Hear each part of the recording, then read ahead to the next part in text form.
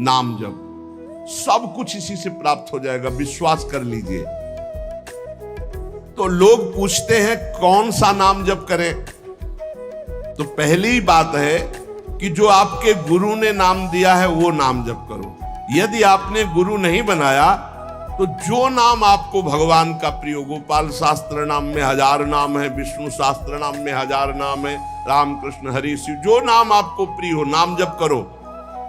वो आपको गुरु से मिला देगा, गुरु मंत्र दिलवा देंगे, वो आपको भगवत प्राप्ति का सब वही नाम करवा देगा। आप शुरू तो करो नाम जप करना। जिनको सौभाग्य से गुरु मिल गए हैं, अपने गुरु के द्वारा दिए हुए नाम पर आसक्त हो जाओ।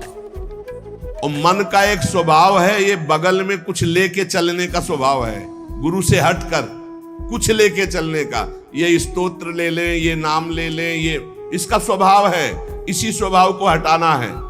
गुरु ने कहा राम तो राम, गुरु ने कहा राधा तो राधा जीवन, उसी से आप देख लेना सब कुछ प्राप्त हो जाएगा। नाम की बड़ी महिमा है। विभिन्न ग्रंथों में भगवान के विभिन्न नामों को गाया गया है। जो तुम्हें नाम प्रिय लगे या जो गुरुदेव ने दिया है, 38 शास्त्र नाम तो हमारे पास है। भाई जी महाराज से हनुमान प्रसाद पोद्दार जी कहते 38 शास्त्र नाम तो हमारे पास है, 38 सहस्त्र नाम। और भगवान के अनंत नाम हैं। सभी भगवान के नाम समान बलशाली हैं, पर विशेषता होती गुरु प्रदत्त नाम में। जैसे गोस्वामी जी को राम नाम सर्वोपरि, चैतन्य महाप्रभु कृष्ण नाम सर्वोपरि, हरिवंश महाप्रभु राधा नाम सर्वोपरि, कोई हर्ज नहीं। उसी एक परम तत्व के अनेकों नाम हैं, जिसको जो प्रिय लगे खूब पकड़ लो उस नाम को जोर से, बार बार उसे जपो। राधा राधा राधा राधा राधा, अब 2 घंटा जपा, इसके बाद दे दिया पूरे विश्व को, धन्य हो जाए हमारा विश्व, हो गया। क्योंकि आपका भजन उतना जाकर समाज को सुख पहुंचाएगा। इसलिए गुरु मुख से ही नाम जपना चाहिए। अगर नहीं है तो आप देख लो, कोई न कोई संत के मुख से वो नाम तो निकला ही है। राम कृष्ण हरि, जो भाई जी महाराज कह रहे हैं 38 शास्त्र नाम तो हमारे पास रखे हुए। तो जो भगवान का नाम निरंतर रटते उनमें दिव्य शक्ति जागृत हो जाती। जैसे 2 लकड़ियों के बार बार घर्षण से अग्नि उत्पन्न हो जाती शक्ति। देखो ना, 2 पत्थरों को आप रगड़िए तो उनमें चिंगारी पैदा हो जाएगी। तो दिव्य चिदानंद में नाम जब हमारी जिह्वा पे रगड़ होती है तो उसमें ऐसी महान शक्ति जागृत होती। ज्ञान भक्ति वैराग्य विपत्ति दुख का नाश सब। देखो गोस्वामी जी सरल भाषा में कह रहे हैं, राम नाम मणि दीप धरि, जीह देहरी द्वार, तुलसी भीतर बाहरहु, जो चाहस उजियार। यदि हृदय में और जगत में भी लोक में मंगल चाहते हो तो अपनी जिह्वा रूपी देहरी पर, जो भीतर और बाहर दोनों को मंगल करेगी, नाम विराजमान कर। गोस्वामी जी को प्राण प्रिय है 2 अक्षर राम, ऐसे प्राण प्रिय है हमारा 2 अक्षर राधा। जिह्वा पे विराजमान कर लो, लोक परलोक सब मंगल को प्राप्त हो जाएगा।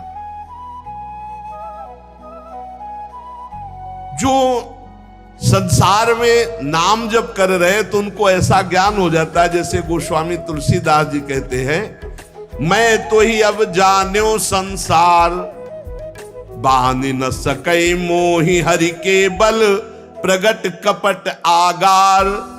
मैं तो ही अब जान्यो संसार, ए संसार मैं जान गया तुझे।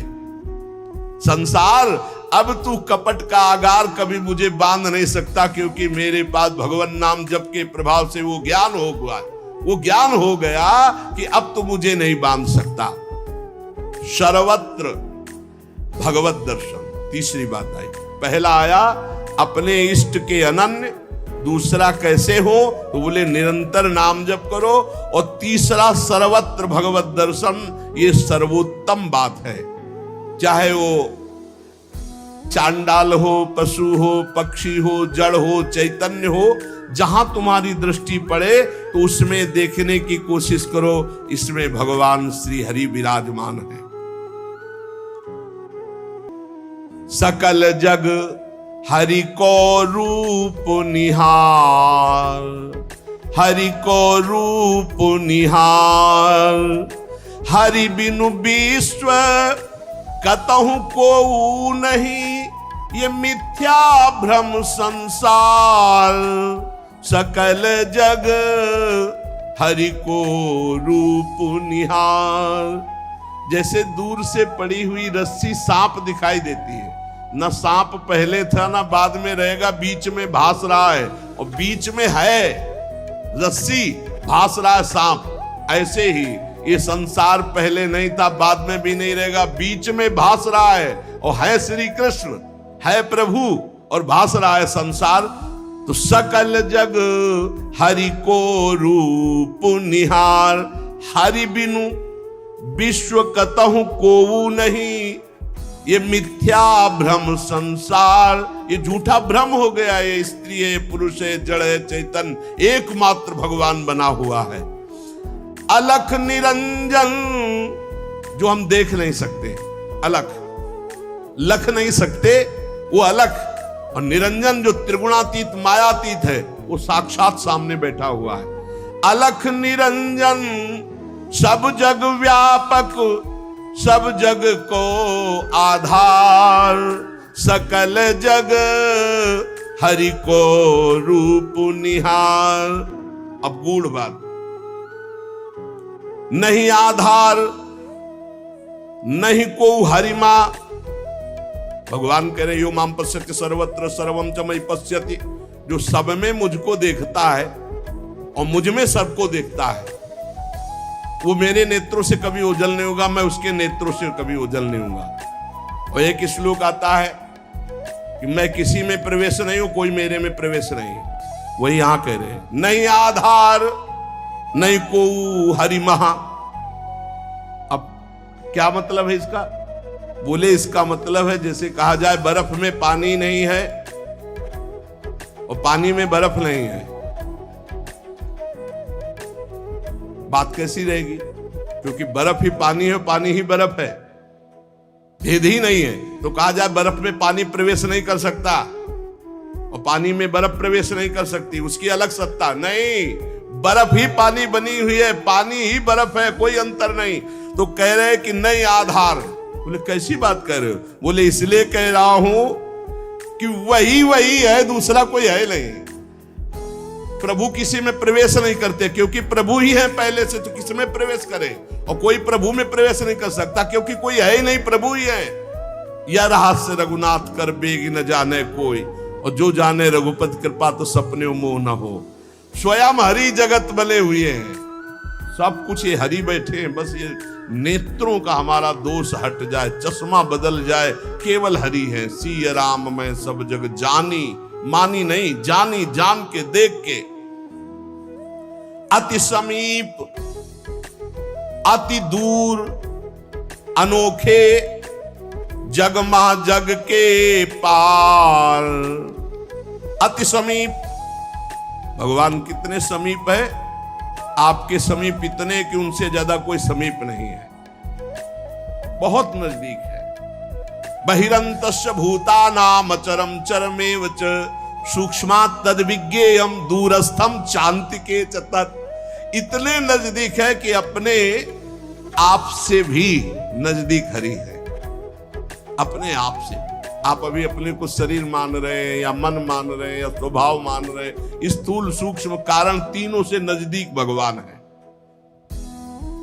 अति समीप, और इतने दूर हैं कि जन्म जन्म लग जाएंगे खोजते हुए, मिलना बहुत कठिन है। क्यों? क्योंकि बाहर खोजने से नहीं मिलेंगे, अंदर डूबने से मिलते हैं। अंदर जो लौट कर डूब गया वो पा गया हीरा, और जो बाहर चाबी घर में खो गए हैं और बाहर जंगल में पूरा जीवन ढूंढो, मिलेंगे क्या? घर में लौटो तो सर्वात्मना न विसृजेत बहिरिंद्रियाणि अंतश्च। अंतर में आओ, बहिर्मुख भाग छोड़ो, अंतर्मुख हो करके एकस चरणदास चित्त मनंतई से अकेले अंदर घुसो। कुछ लेके नहीं जाओगे, प्रेम गलियत साकरी, जितने संबंध सब ये बोझा है, नहीं ले जाओगे अंदर। अंतर्मुख अकेले होकर असंगो हम, और फिर ढूंढो तो मिल जाएगा, वही मिल जाएगा। और जब वो मिलेगा तो ढूंढने वाला नहीं रहेगा, केवल वही वो है।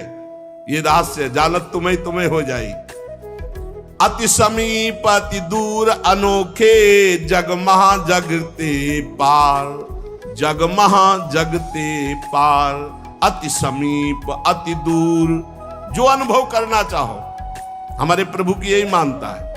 इस खंबे में है तो यही मिलेंगे आपको, और हृदय में है तो यही हृदय में मिलेंगे, और बद्री नारायण में मिलेंगे तो बद्री नारायण में ही मिलेंगे। जहां जैसी भावना करोगे वैसे ही भगवान मिलेंगे।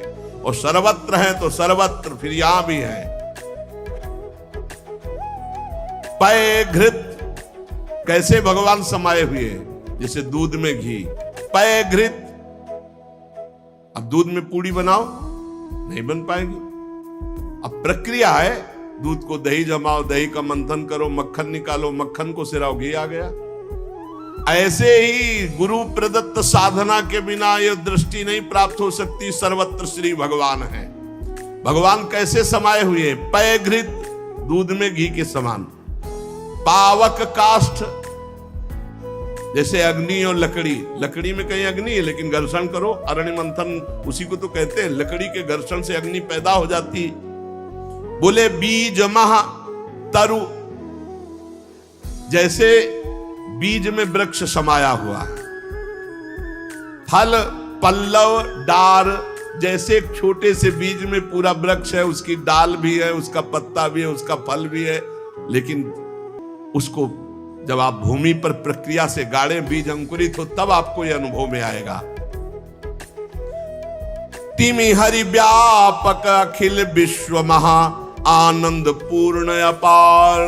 आनंद समुद्र भगवान ही सब रूपों में व्याप्त है। यही विधि एक बार निरखत जो, भव बारिधि होए पार। एक बार यह दृष्टि आ जाए कि सर्वत्र भगवान है, वो भव समुद्र से पार हो गया। पर इस दृष्टि में बड़ा धैर्य की जरूरत है, क्योंकि जहां आपकी दृष्टि हुई तहां माया अपना रंग शुरू कर देगी।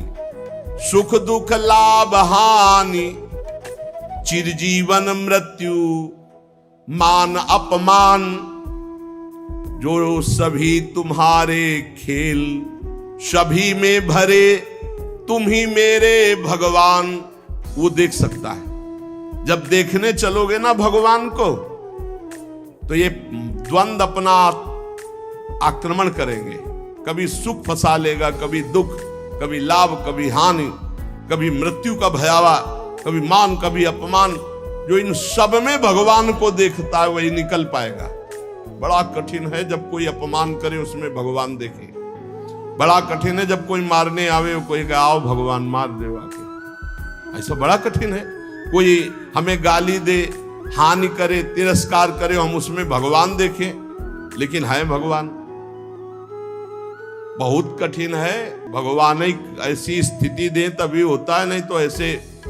अब नामदेव जी ने जब कुत्ते में भगवान को देख लिया, भूत में भगवान को देख लिया, तो एक भगवान से सख्य भाव से बात करने लगे। एक दिन कहा, विठ्ठल भगवान, पांडुरंगा, आपकी कृपा से अब मैं सब में आपको पहचान लेता हूं। भगवान ने कहा सही। बोले आप किसी भी रूप में छुपो, अब हम आपको पहचान लेंगे। भगवान मुस्कुरा दे। बातचीत करते थे भगवान पांडुरंगा जी, विठ्ठल भगवान।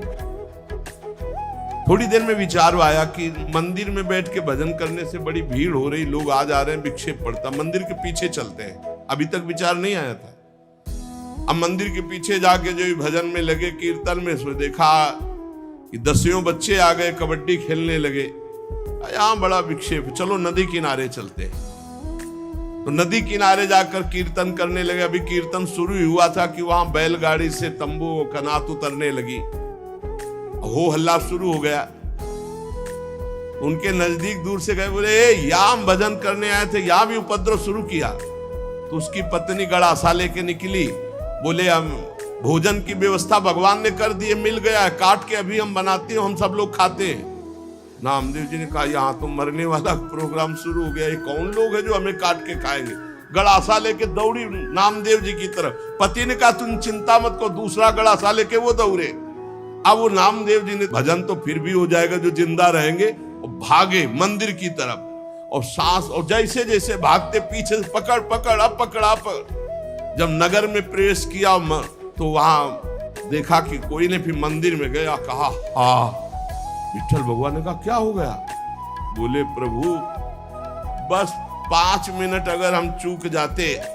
भगवान ने कहा क्या हो गया?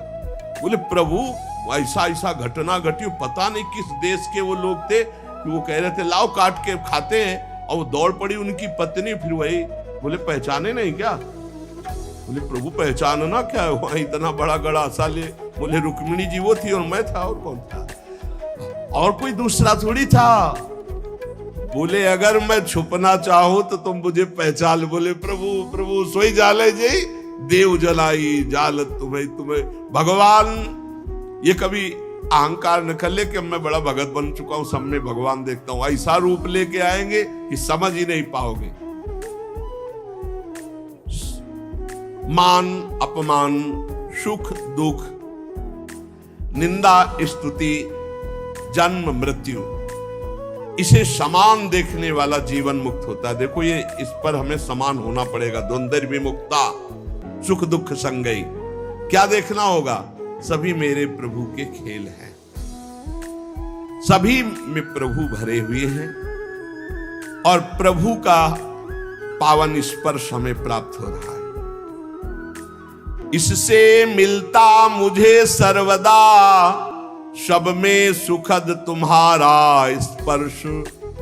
अता नहीं हो पाते मन में कभी सोच उद्वेग अमर्ष। चाहे जैसी परिस्थिति हो, बहुत आनंद रहता है यदि भगवत भाव में रहोगे। जगत भाव में तो कैसे भी रहो दुख ही दुख है, भगवत भाव में बहुत आनंद। बोले जब कोई पीटता है, अपमान करता है, तो मुझे ये दिखाई देता है मेरे हरि है स्पर्श कर रहे हैं, आपके महान पावन स्पर्श का ये प्रेम।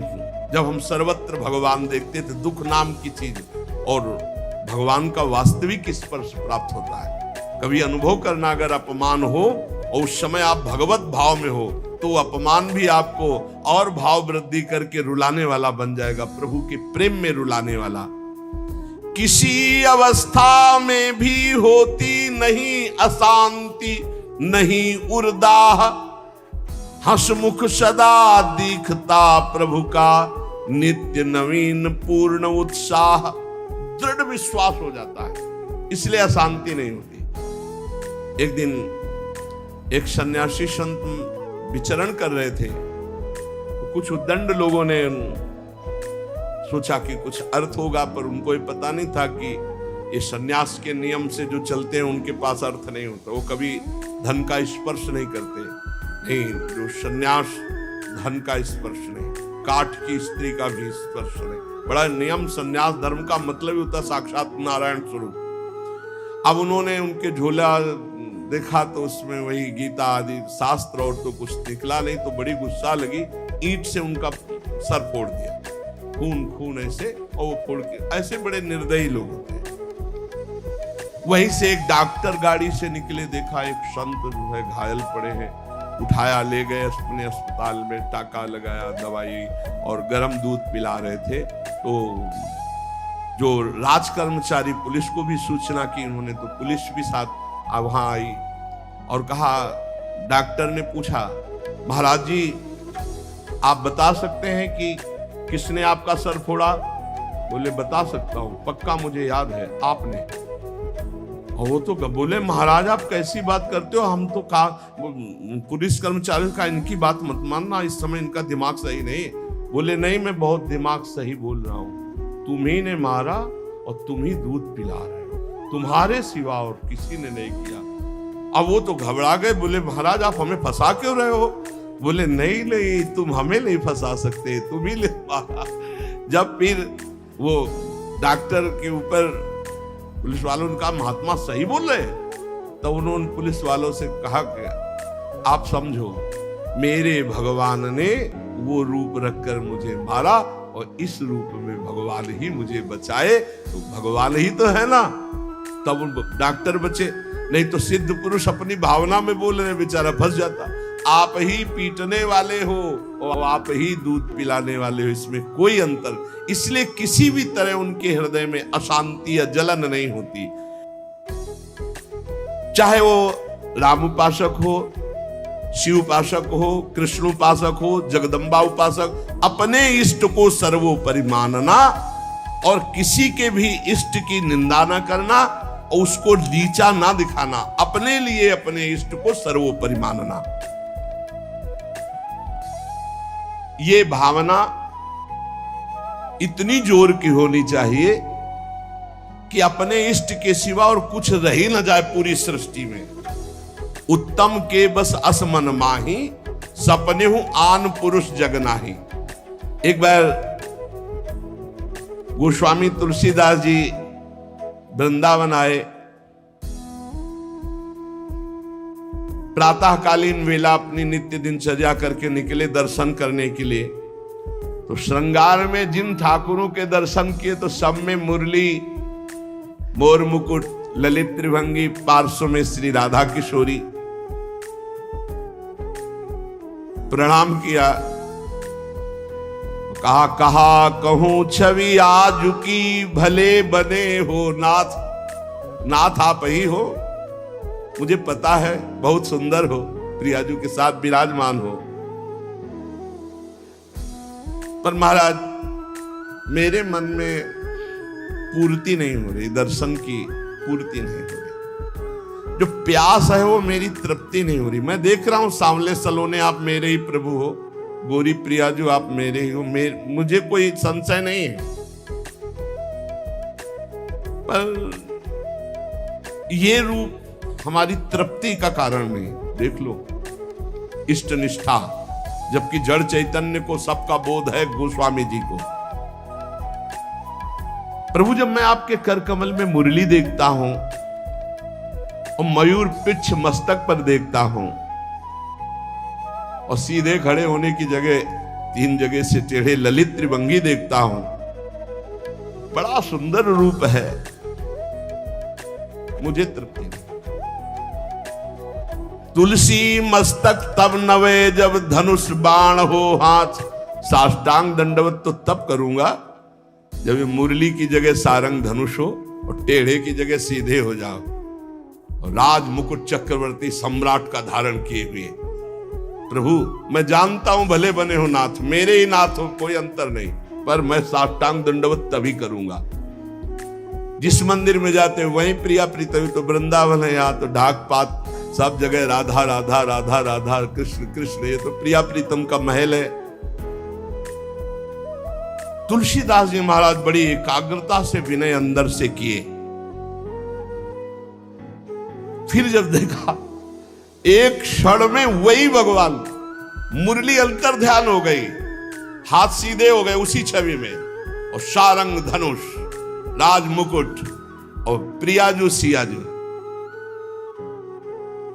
मुरली मुकुट दुराय के नाथ भय रघुनाथ, तत्काल सियाराम को साष्टांग दंडवत की जय जय प्रभु जी। इतने बड़े महापुरुष ने यह सिद्धांत स्थापित किया, यद्यपि प्रभु आप ही हो, कहा कहूं छवि आज की, भले बने हो नाथ, पर तुलसी मस्तक तब नवे जब धनुष बाण हो।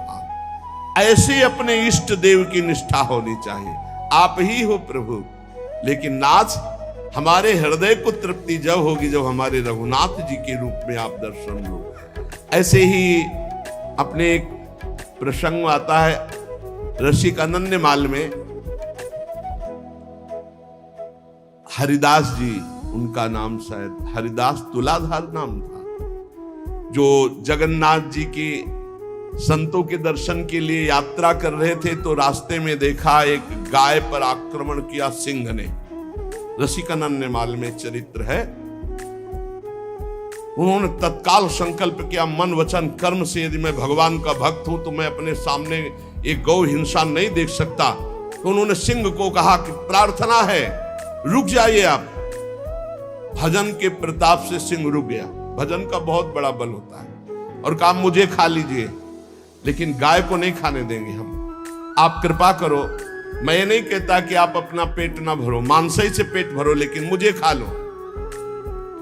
सिंह ऐसी दृष्टि से मानो देखा, उनके हृदय में आया कि अच्छा मैं बूढ़ा हूं, तुम्हारा पेट नहीं भरेगा, तो मेरे जवान लड़का, बस मुझे कुछ समय दीजिए, मैं लौट के जाता हूं, अपने पुत्र को साथ लेके आता हूं, वो हष्ट पुष्ट जवान है और मैं, दोनों को खा लेना, गाय मत खाओ।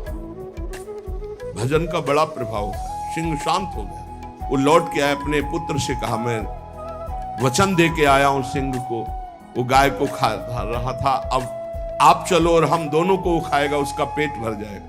ये देखो, धर्मात्मा पुरुष की संतानों, उनका पहली बात तो पिता आज्ञा का पालन होगा, और दूसरी बात गौ रक्षा के लिए हमारे प्राण जाएंगे। आज हमारा जन्म धारण करना सार्थक हो गया, और पिताजी चलो आगे आगे वो चले। जब वहां पहुंचे, प्रार्थना की, बिल्कुल वैसे ही सिंह बैठा था, गाय जा चुकी थी, प्रार्थना की मुझे खा लो और मेरे बेटे को खा लो। बड़े जोर से गुर्राया सिंह, दहाड़ा, आंख मूंद के बैठ गए। थोड़ी देर देखा कि आक्रमण ही नहीं हुआ, तो जब देखा शंख चक्र पद्म गदा धारण किए हुए भगवान नारायण, उनका अच्छा परीक्षा ली जा रही थी। प्रणाम किया और कहा प्रभु आप, और उदास हो गए। तो उनका तुम प्रसन्न होते हुए भी उदास कैसे हो गए? बोले प्रभु मेरे नेत्रों को बान पड़ गई है, निकस कुंज ठाढ़े भये, हरिवंश महाप्रभु के शिष्य, निकस कुंज ठाढ़े भये भुजा परस्पर अंश, श्री राधा वल्लभ मुख कमल निरख नयन हरिवंश। मैं जानता हूं मेरे ही प्रभु पर मुझे प्रसन्नता नहीं, अगर मुझे प्रभु प्रसन्नता देना चाहते हो, उसे वहां तत्काल जो शंख चक्र गदा पद्म धारण की हुई भगवान नारायण थे, अंतर ध्यान हो गए, वही तत्व है ना, तत्काल प्रिया प्रीतम के रूप में नेत्र शिरा। एक प्रसंग आता है प्रियालाल ब्रजलीला के अंतर्गत, एकांतिक कोई वार्ता करना चाहते थे समस्त गोपी मंडल के मध्य में, तो अंतर्धान हो गए। पूज्य भाई जी से हनुमान प्रसाद पोद्दार जी ने लिखा। अब सांकेतिक कुंज में जाकर लालजू विराजमान हो गए, प्रियाजू दूसरे मार्ग से उधर चली और गोपीजन दूसरे मार्ग से। गोपीजन वहां शीघ्र पहुंच गई और देखा लालजू ने कि गोपियां आ गई। अब क्या करे, तो दो भुजा बढ़ा ली। भाई जी ने लिखा ब्रजलीला के अंतर्गत वही श्याम सुंदर है, पर दो भुजा बढ़ने का नजदीक गए, बस नेत्रों से प्रणाम किया और कहा हे भगवान नारायण हम पर कृपा करो, हमारे प्रीतम श्याम सुंदर मिल जाए, और आगे बढ़ गई। दो भुजा बढ़ा लेने से कोई प्रियता नहीं किसी गोपी के अंदर, पर जब लाडली जो उस कुंज में प्रवेश किए तो महाराज कोशिश करते रहे कि दो भुजा रख ले, लेकिन अंतर महामाधुर्य रस प्रवाहिनी श्री स्वामिनी जी की दृष्टि, बस मुरली मनोहर द्विभुज। तो यहां अनन्यता, उपासक में जितनी अनन्यता आ जाएगी उतने इष्ट देव की समीपता का उसे अनुभव होने लगेगा। अब इस अनन्यता को हम कैसे प्राप्त करें, तो कह रहे नाम जप के द्वारा। भगवान नाम जप में इतनी सामर्थ्य है कि अन्य अन्य आश्रय, अन्य अन्य जगह जो गया हुआ मन है वो लौटकर अपने इष्ट में अनन्य हो जाएगा। दुख मरण दारुण में भी तुम मधुर दिखाते मोहन रूप, होता सब विस्मरण एक बच रहता चिन्मय मोद अनूप। जिसकी दृष्टि में भगवान रहते हैं उसको कभी दुख नहीं होता, वो हर स्थिति में अपने भगवान को देखता रहता है। छाए रहते सतत नित्य प्रतिदिक में परम शांति आनंद, हो चाहे कैसा भी कहीं मनोहर घोर कांड स्वच्छंद। चाहे घोर स्थिति हो या मनोहर स्थिति हो, हे मेरे प्रीतम आप ही उसमें विराजमान होकर के मेरे लिए आनंद मोद बढ़ाने वाला कार्य करते हो। भला कहीं पिटने वाला, विपत्ति, अपमान, निंदा, इससे कहीं मोद हो सकता है, लेकिन भक्तों को मोद होता है क्योंकि वो भगवान का विधान मानते हैं। इसलिए सभी दृश्य हैं, सभी तुम्ही लीलामय के अभिनय सुंदर, सब में तुम्ही नृत्य करते नित नट नागर ऋषि मुनि मनहर। हे मुनियों के मन का हरण करने वाले मोहन मदन त्रिभंगी, मोहन मुनि मन रंगी, आप ही हो हर स्थिति में हर परिस्थिति में, इसलिए मुझे कभी अशांति